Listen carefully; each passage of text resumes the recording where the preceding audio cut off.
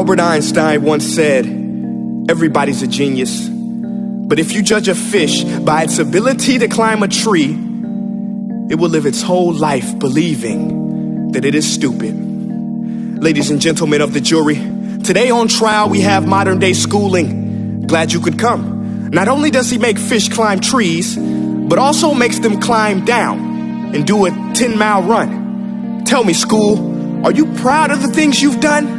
Turning millions of people into robots, do you find that fun? Do you realize how many kids relate to that fish? Swimming upstream in class, never finding their gifts, thinking they are stupid, believing they are useless? Well, the time has come, no more excuses. I call school to the stand and accuse him of killing creativity, individuality, and being intellectually abusive. He's an ancient institution that has outlived his usage. So, Your Honor, this concludes my opening statement, and if I may present the evidence of my case, I will prove it. Proceed. Exhibit A. Here's a modern day phone. Recognize it? Here's a phone from 150 years ago. Big difference, right? Stay with me. Here's a car from today, and here's a car from 150 years ago. Big difference, right? Well, get this. Here's a classroom of today, and here's a class we used 150 years ago. Now, ain't that a shame? In literally more than a century, nothing has changed. Yet you claim to prepare students for the future? But with evidence like that, I must ask, do you prepare students for the future or the past? I did a background check on you and let the record show that you were made to train people to work in factories, which explains why you put students in straight rows, nice and neat, tell them sit still, raise your hand if you want to speak, give them a short break to eat, and for 8 hours a day, tell them what to think. Oh, and make them compete to get an A letter which determines product quality, hence grade A of meat. I get it. Back then, times were different. We all have a past. I myself am no Gandhi. But today, we don't need to make robot zombies. The world has progressed. And now we need people who think creatively, innovatively, critically, independently, with the ability to connect. See, every scientist will tell you that no two brains are the same. And every parent with 2 or more children will confirm that claim.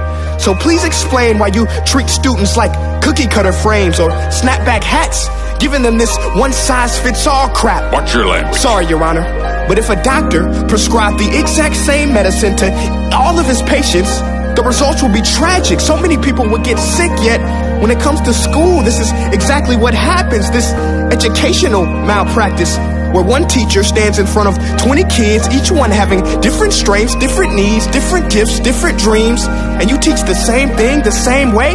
That's horrific. Ladies and gentlemen, the defendant should not be acquitted. This may be one of the worst criminal offenses ever to be committed. And let's mention the way you treat your employees. Objection. Overruled. I want to hear this. It's a shame.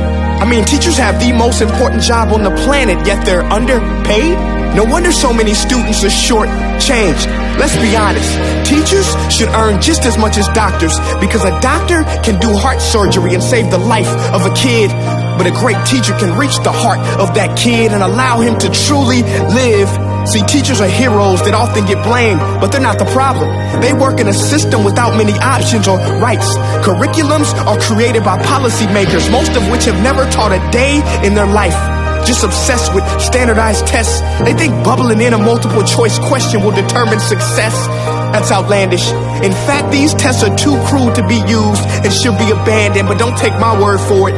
Take Frederick J. Kelly, the man who invented standardized testing, who said, and I quote, "These tests are too crude to be used and should be abandoned." Ladies and gentlemen of the jury, if we continue down this road, the results will be lethal. I don't have much faith in school, but I do have faith in people. And if we can customize healthcare, cars, and Facebook pages, then it is our duty to do the same for education, to upgrade it, change it, do away with school spirit, because that's useless. Unless we're working to bring the spirit out of each and every student, that should be our task.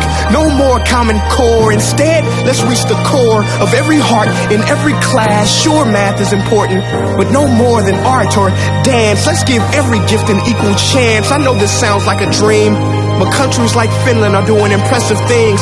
They have shorter school days. Teachers make a decent wage. Homework is non-existent, and they focus on collaboration instead of competition. But here's the kicker, boys and girls. Their educational system outperforms every other country in the world.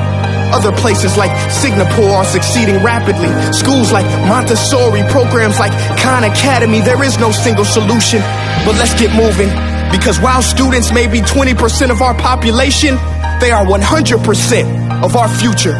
So let's attend to their dreams, and there's no telling what we can achieve. This is a world in which I believe, a world where fish are no longer forced to climb trees. I'll rest my case.